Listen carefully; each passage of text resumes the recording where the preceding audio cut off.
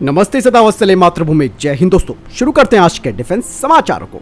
बढ़ते पहले defence update की तरफ। दोस्तों डीआरडीओ की armament research and development establishment ने अगली पीढ़ी की यानी कि नेक्स्ट जनरेशन की हाइपर वेलोसिटी रैम गन, जिसे कि HVRG कहा जाता है, उसे विकसित करने की अपनी योजना की घोषणा की है।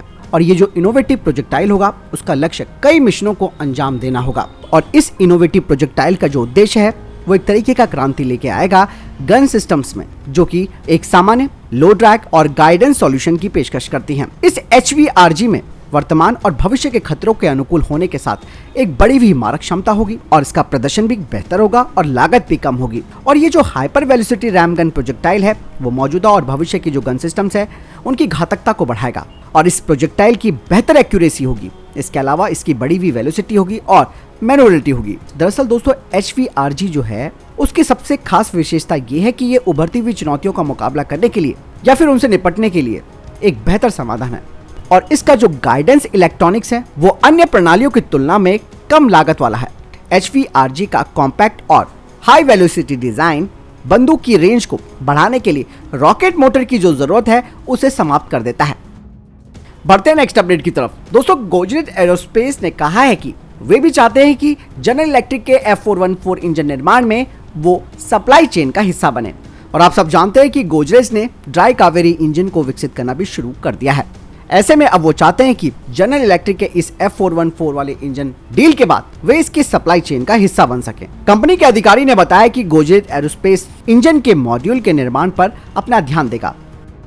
बढ़ते नेक्स्ट अपडेट की तरफ। दोस्तों भारत और मलेशिया अपने डिफेंस कॉर्पोरेशन को बढ़ा रहे हैं और अब खबर ये आ रही है कि वे भारत के सुखोई 30 MKI बेड़े के लिए जो अपग्रेडेड पैकेज है जिसका ऑफर भारत ने मलेशिया को किया था उसके लिए अब वो तैयार हो गए हैं, जिसके लिए दोनों ही देश अपने रक्षा मंत्रालयों के बीच अधिक सहयोग को बढ़ावा देने के लिए SU-30 फोरम को बनाने के लिए सहमत हो गए। दोस्तों आपको बता दें कि royal Malaysian air force Russian made Sukhoi 30 KM fighter jets का इस्तेमाल करती है और 2015 में जब भारतीय प्रधानमंत्री मलेशिया गए थे तब SU-30 फोरम के ऊपर बातचीत की गई थी। फोरम का जो उद्देश्य है वो प्रशिक्षण, रखरखाव, तकनीकी सहायता और सुरक्षा संबंधी मुद्दों जैसे क्षेत्रों में सहयोग को सुनिश्चित बनाना है। दरअसल भारत ने भी मलेशिया को SU-30 KM विमानों को भारत में ओवरहॉल करने की पेशकश की है, जिसमें रखरखाव और अपग्रेडेशन के लिए रूस की महंगी यात्राओं की आवश्यकता समाप्त हो जाएगी।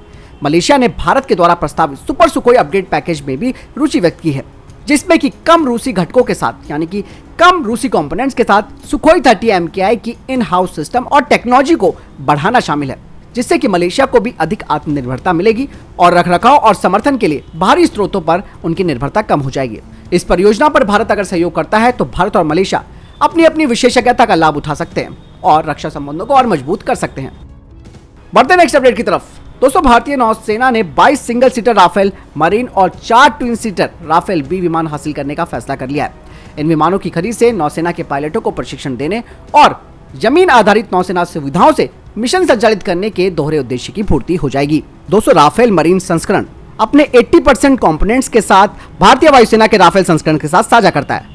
हालांकि वायुसेना संस्करण के विपरीत राफेल मरीन में ट्विन सीटर कॉन्फ़िगरेशन ही है और यही वजह है कि भारतीय नौसेना राफेल बी संस्करण को खरीद सकती है, जो कि वायुसेना संस्करण के समान ही है, लेकिन इसका इस्तेमाल पायलटों को प्रशिक्षण देने के लिए किया जाएगा। हालांकि राफेल बी जो कि ट्विन सीटर वेरिएंट है और ये एयरफोर्स वाले वेरिएंट से काफी मिलता जुलता है, लेकिन इसे एयरक्राफ्ट कैरियर से संचालन के लिए डिजाइन नहीं किया गया है और इसका उपयोग मुख्य रूप से ट्रेनिंग उद्देश्यों के लिए किया जाता है। राफेल भी भारतीय नौसेना को अपने पायलटों को प्रभावी ढंग से प्रशिक्षित करने और भविष्य में कैरियर आधारित ऑपरेशन करने के लिए तैयार कर सकती है। दोस्तों राफेल एम और राफेल बी विमान भारतीय नौसेना के लिए काफी फायदेमंद होंगे। बढ़ते नेक्स्ट अपडेट की तरफ। दोस्तों भारतीय नौसेना अब ये जो अलग अलग अंतर्राष्ट्रीय निर्माता हैं जिन्होंने अपनी अपनी पनडुब्बियां भारतीय नौसेना के प्रोजेक्ट 75I के लिए पेश की हैं, उनका मूल्यांकन करना शुरू कर देगी और मूल्यांकन प्रक्रिया दोस्तों 2024 के अंत या फिर 2025 की शुरुआत में हो सकती है, क्योंकि अगस्त में आप सबको पता है कि P75I के लिए जो भी बिड्स हैं वो जमा हो जाएंगे। इस परियोजना के लिए दोस्तों 3 निर्माता अपनी बोलियां जमा कर चुके हैं, जिसमें कि जर्मनी की थिसेनक्रुप मरीन सिस्टम है जिन्होंने अपनी U214 पनडुब्बी की पेशकश की है। वहीं स्पेनिश पनडुब्बी निर्माता नवंतिया ने अपनी S80+ पनडुब्बी का प्रस्ताव दिया है और दक्षिण कोरियाई कंपनी हनवा ओशन ने अपनी KSS-3 पनडुब्बी की पेशकश की है। और दोस्तों टेंडर के विजेता की घोषणा से पहले इन पनडुब्बियों का कठोर मूल्यांकन और जांच की जाएगी और एक बार मूल्यांकन पूरा हो जाने के बाद भारतीय नौसेना टेंडर के विजेता की घोषणा करेगी। बढ़ते नेक्स्ट अपडेट की तरफ।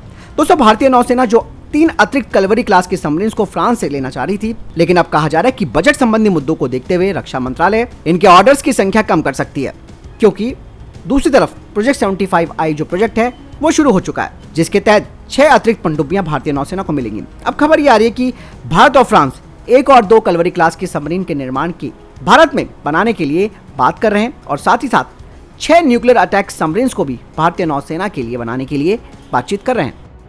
बढ़ते नेक्स्ट अपडेट की तरफ। दोस्तों, रक्षा मंत्रालय अब पूरी तरीके से तैयार है AMCA प्रोग्राम के लिए 120 kilo Newton jet engine development partner को चुनने के लिए, और ये कदम दोस्तों AMCA प्रोग्राम के ऑफिशियल क्लियरेंस से पहले होगा, जिसे कि CCS के द्वारा सितंबर में मंजूरी दी जाएगी, यानी कि कैबिनेट कमेटी ऑन सिक्योरिटी के द्वारा।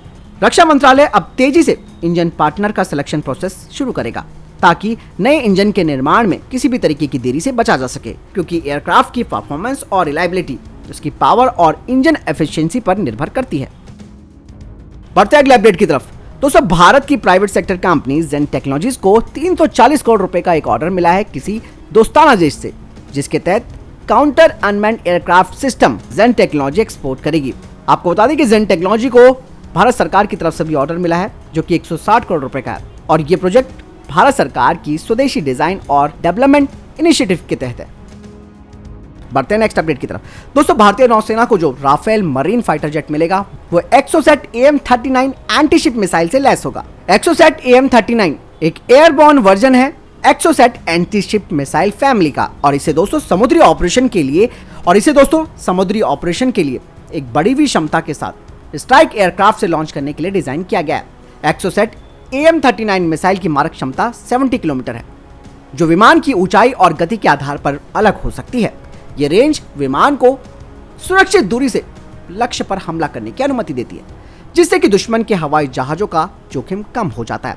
मिसाइल की लंबी रेंज फाइटर जेट को तत्काल खतरे में डाले बिना दुश्मन के नौसैनिक जहाजों को प्रभावी ढंग से एंगेज और उन्हें बेअसर करने में सक्षम बनाती है। एक्सोसेट AM-39 के कई फायदे हैं, जिनमें से एक है इसकी कम ऊंचाई से लॉन्च करने की क्षमता, जिससे कि आसानी से रडार की कवरेज में नहीं आ पाती। सी स्कीमिंग के रूप में जाने जाने वाली ये मिसाइल समुद्र के ऊपर बहुत कम ऊंचाई पर उड़ान भर सकती है।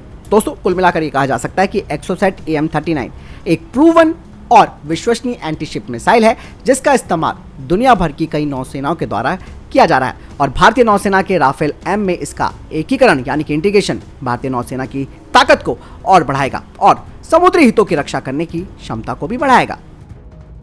बढ़ते नेक्स्ट अपडेट की तरफ। दोस्तों, चेन्नई के पास लार्सन एंड टूब्रो के कुट्टुपल्ली शिपयार्ड में जहाजों की मरम्मत के लिए अमेरिकी नौसेना के साथ एक समझौते पर हस्ताक्षर किए गए हैं, और शिपयार्ड को मरम्मत कार्यों के लिए भारतीय नौसेना और तटरक्षक बल के द्वारा भी मंजूरी दे दी गई है। दरअसल दोस्तों, ये समझौता भारत और अमेरिकी साझेदारी में एक और मील का पत्थर है। बढ़ते नेक्स्ट अपडेट की तरफ।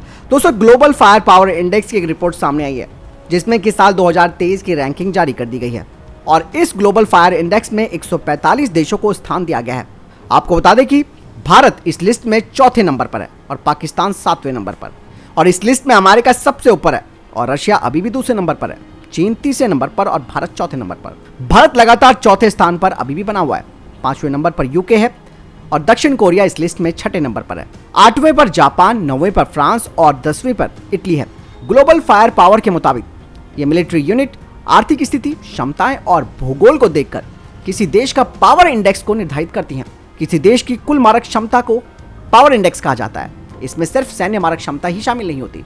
टॉप रैंकिंग वाले देशों की बात करें तो अमेरिका की पावर इंडेक्स वैल्यू 0.0712 है, रूस की 0.0714 है और चीन की 0.0772 है, और भारत की जो रैंकिंग वैल्यू है वो 0.1025 है। इस लिस्ट के हिसाब से कई मामलों में भारत पाकिस्तान से बहुत आगे है, न केवल सैनिकों की संख्या में बल्कि हथियारों की संख्या में भी। चलिए बढ़ते नेक्स्ट अपडेट की तरफ। दोस्तों, इसरो ने चंद्रयान 3 के लिए लॉन्च रिहर्सल को पूरा कर लिया है। चंद्रयान 3 मिशन को 14 जुलाई को श्रीहरिकोटा के सतीश धवन अंतरिक्ष केंद्र से लॉन्च किया जाएगा। इसरो ने ट्वीट करके जानकारी दी कि श्रीहरिकोटा के सतीश धवन अंतरिक्ष केंद्र में चंद्रयान 3 वाली इनकैप्सुलेटेड असेंबली को LVM-3 के साथ जोड़ दिया गया है और 13 से 19 जुलाई के बीच तीसरे चंद्र मिशन को लॉन्च किए जाने की योजना है। तो फिलहाल ये थे अभी तक के टॉप डिफेंस और स्पेस अपडेट्स। वीडियो के सामने कोई प्रश्न जवाब आपको कोई सवाल है कमेंट सेक्शन में लिखकर जरूर पूछ सकते हैं। मिलता हूं नई वीडियो के साथ, चैनल जरूर सब्सक्राइब कीजिएगा। जय हिंद, वंदे मातरम।